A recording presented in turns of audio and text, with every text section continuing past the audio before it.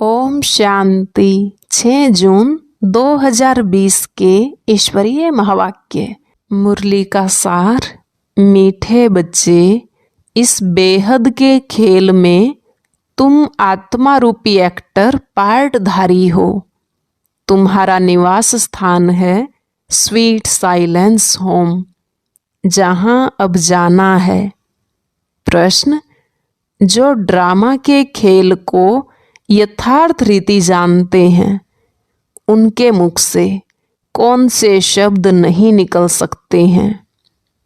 उत्तर: यह ऐसा नहीं होता था तो ऐसे होता, यह होना नहीं चाहिए। ऐसे शब्द ड्रामा के खेल को जानने वाले नहीं कहेंगे। तुम बच्चे जानते हो, यह ड्रामा का खेल जू मिसल फिरता रहता है। जो कुछ होता है सब ड्रामा में नोंद है, कोई फिक्र की बात नहीं है।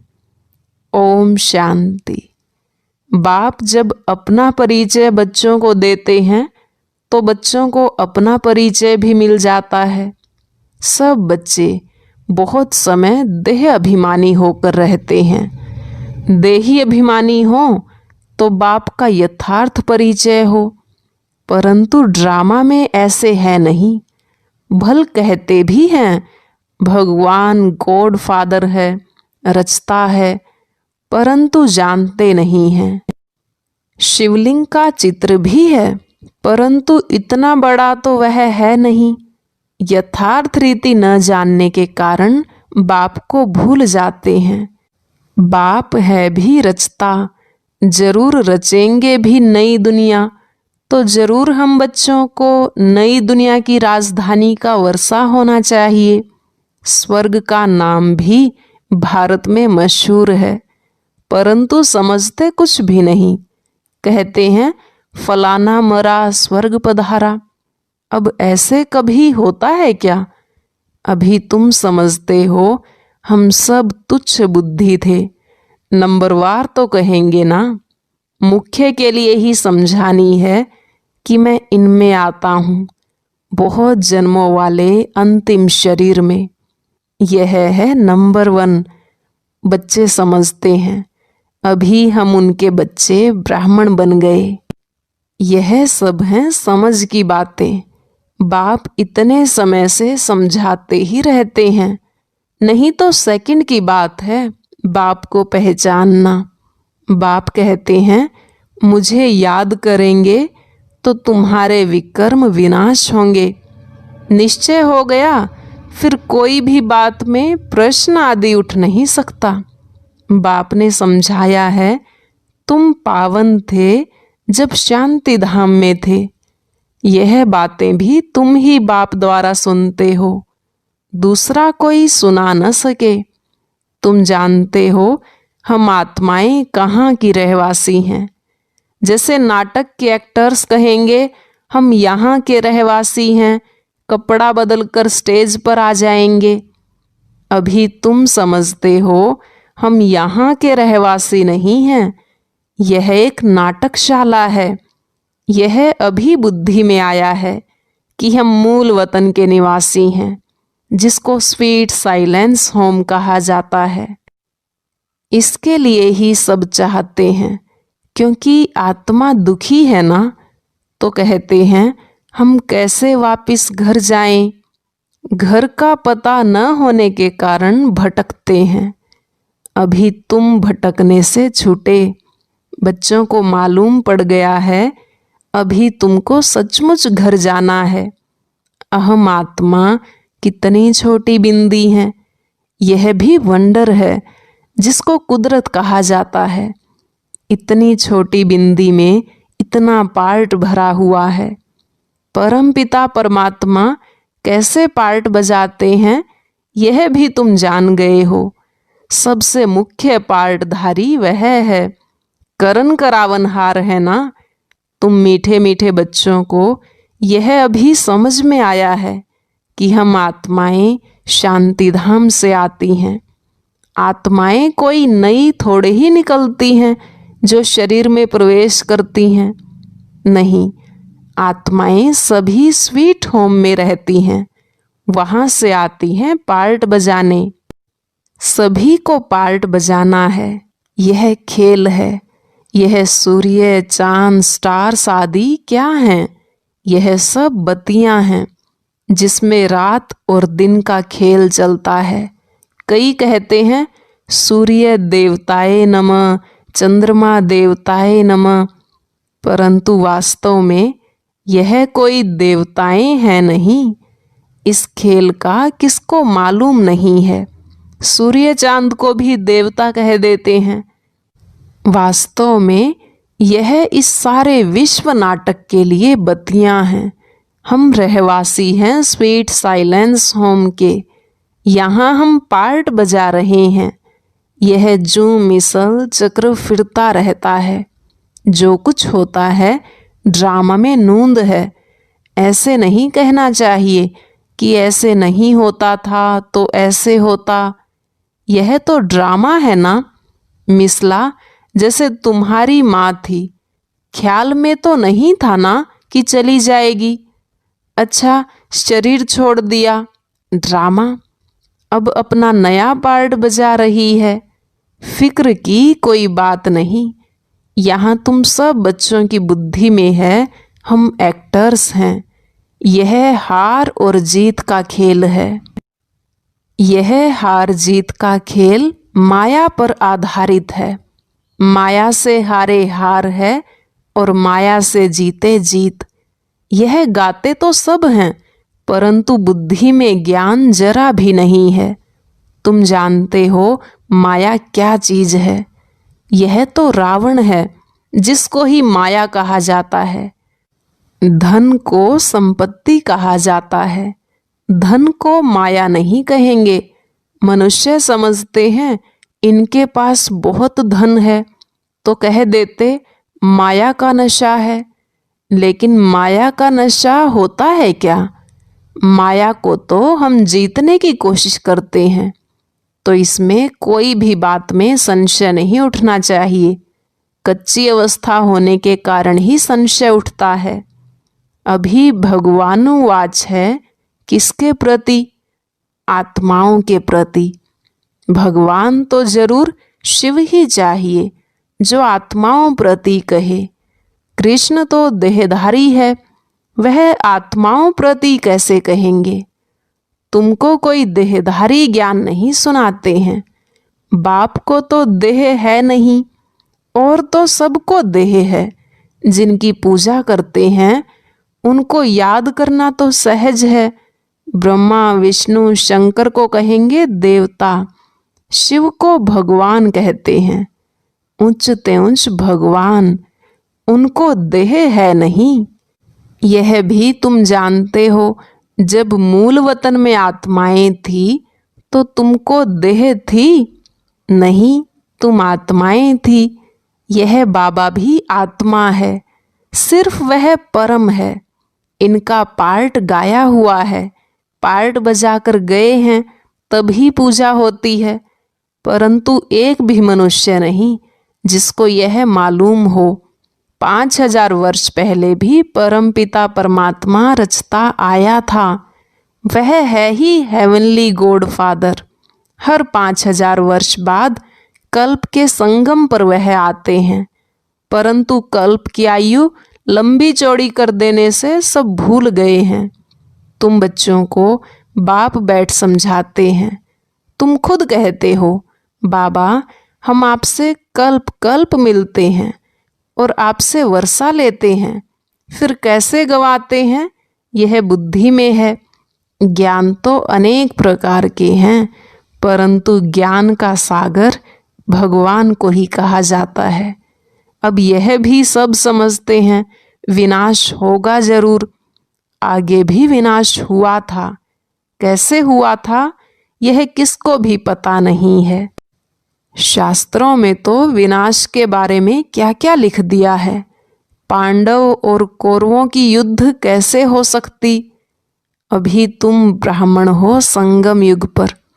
ब्राह्मणों की तो कोई लड़ाई है नहीं। बाप कहते हैं तुम हमारे बच्चे हो नॉन वायलेंस, डबल अहिंसक। अभी तुम निर्विकारी बन रहे हो। तुम ही बाप से कल्प कल्प वर्षा लेते हो। इसमें कुछ भी तकलीफ की बात नहीं। नॉलेज बड़ी सहज है। 84 जन्मों का चक्र तुम्हारी बुद्धि में है। अब नाटक पूरा होता है, बाकी थोड़ा टाइम है। तुम जानते हो अभी ऐसा समय आने वाला है जो साहूकारों को भी अनाज नहीं मिलेगा, पानी नहीं मिलेगा। इसको कहा जाता है दुख के पहाड़। खूने नाहक खेल है ना। इतने सब खत्म हो जाएंगे। कोई भूल करते हैं तो उनको दंड मिलता है। इन्होंने क्या भूल की है? सिर्फ एक ही भूल की है, जो बाप को भूले हैं। तुम तो बाप से राजा ही ले रहे हो। बाकी मनुष्य तो समझते हैं मरे कि मरे। महाभारत लड़ाई थोड़ी भी शुरू हुई तो मर जाएंगे। तुम तो जीते हो ना। तुम ट्रांसफर होकर अमर लोक में जाते हो इस पढ़ाई की ताकत से। पढ़ाई को सोर्स ऑफ इनकम कहा जाता है। शास्त्रों की भी पढ़ाई है, उससे भी इनकम होती है, परंतु वह पढ़ाई है भक्ति की। अब बाप कहते हैं मैं तुमको इन लक्ष्मी नारायण जैसा बनाता हूँ। तुम अभी स्वच्छ बुद्धि बनते हो। तुम जानते हो हम उच्च ते उच्च बनते हैं, फिर पुनर्जन्म लेते लेते नीचे उतरते हैं। नए से पुराना होता है। सीढ़ी जरूर उतरनी पड़े ना। अभी सृष्टि की भी उतरती कला है। चढ़ती कला थी तो इन देवताओं का राज्य था, स्वर्ग था। अभी नर्क है। अभी तुम फिर से पुरुषार्थ कर रहे हो स्वर्गवासी बनने के लिए। बाबा बाबा करते रहते हो। ओ गॉड फादर कह पुकारते हैं, परंतु यह थोड़े ही समझते हैं कि वह आत्माओं का बाप ऊंच ते ऊंच है। हम उनके बच्चे, फिर दुखी क्यों? अभी तुम समझते हो दुखी भी होना ही है। यह सुख और दुख का खेल है ना। जीत में सुख है, हार में दुख है। बाप ने राज्य दिया, रावण ने छीन लिया। अभी तुम बच्चों की बुद्धि में है बाप से हमको स्वर्ग का वर्षा मिलता है। बाप आया हुआ है। अभी सिर्फ बाप को याद करना है तो पाप कट जाएं। जन्म जन्मांतर का सिर पर बोझा है ना, यह भी तुम जानते हो। तुम कोई बहुत दुखी नहीं होते हो। कुछ सुख भी है आटे में नमक, जिसको काग विष्टा समान सुख कहा जाता है। तुम जानते हो सर्व का सद्गति दाता एक ही बाप है। जगत का गुरु भी एक ठहरा। वानप्रस्थ में गुरु किया जाता है। अभी तो छोटे को भी गुरु करा देते हैं कि अगर मर जाए तो सद्गति को पाएंगे।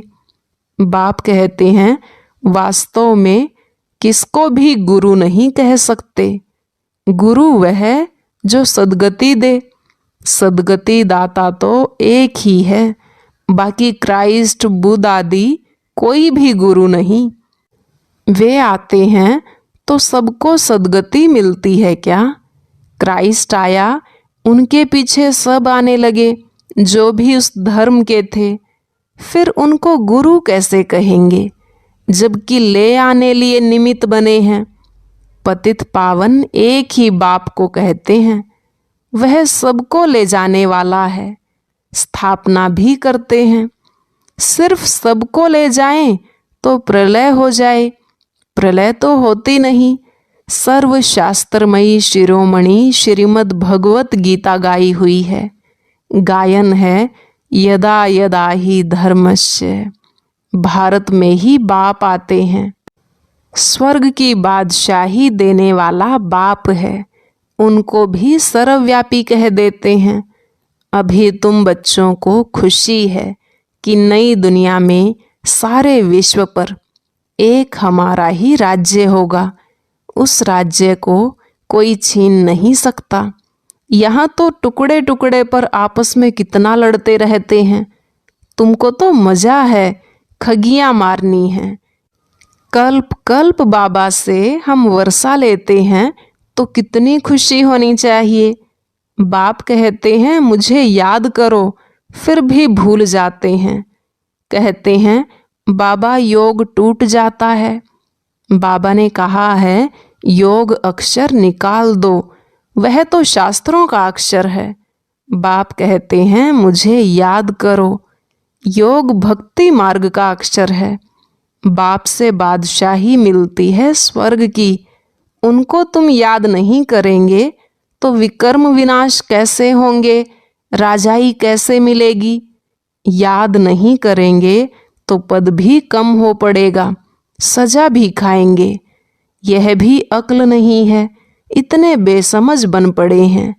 मैं कल्प कल्प तुमको कहता हूँ मामेकम याद करो, जीते जी इस दुनिया से मर जाओ।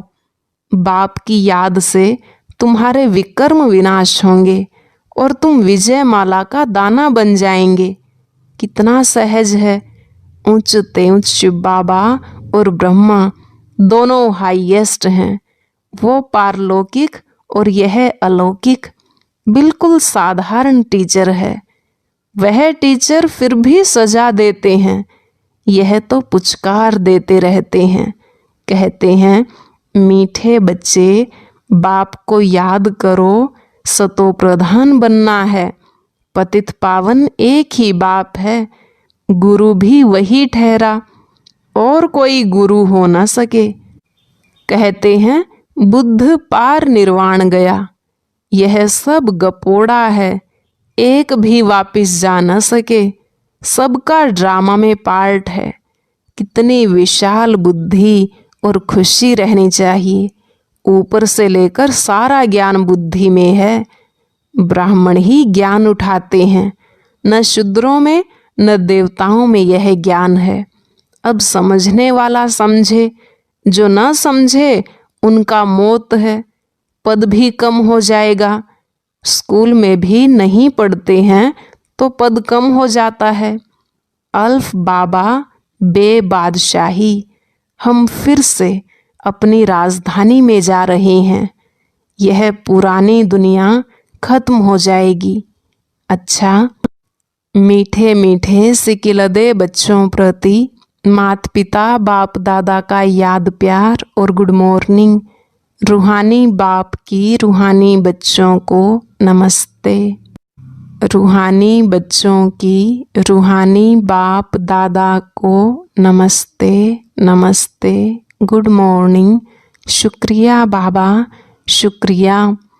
धारणा के लिए मुख्य सार। पहला पॉइंट, बाप हमें ऐसे नए विश्व की राजाई देते हैं जिसे कोई भी छीन नहीं सकता। इस खुशी में खगियां मारनी है। दूसरा, विजय माला का दाना बनने के लिए जीते जी इस पुरानी दुनिया से मरना है। बाप की याद से विकर्म विनाश करने हैं। आज का वरदान, एक के साथ सर्व रिश्ता निभाने वाले, सर्व किनारों से मुक्त संपूर्ण फरिश्ता भव। एक के साथ सर्व रिश्ता निभाने वाले, सर्व किनारों से मुक्त संपूर्ण फरिश्ता भव। बाबा ने कहा जैसे कोई चीज़ बनाते हैं, जब वह बनकर तैयार हो जाती है तो किनारा छोड़ देती है। ऐसे जितना संपन्न स्टेज के समीप आते जाएंगे, उतना सर्व से किनारा होता जाएगा। जब सब बंधनों से वृत्ति द्वारा किनारा हो जाए, अर्थात किसी में भी लगाव न हो, तब संपूर्ण फरिश्ता बनेंगे। एक के साथ सर्व रिश्ते निभाना, यही ठिकाना है। इससे ही अंतिम फरिश्ते जीवन की मंजिल समीप अनुभव होगी। बुद्धि का भटकना बंद हो जाएगा। आज का स्लोगन, स्नेह ऐसा चुंबक है जो ग्लानि करने वाले को भी समीप ले आता है। स्नेह ऐसा चुंबक है जो गलानी करने वाले को भी समीप ले आता है। ओम शांति।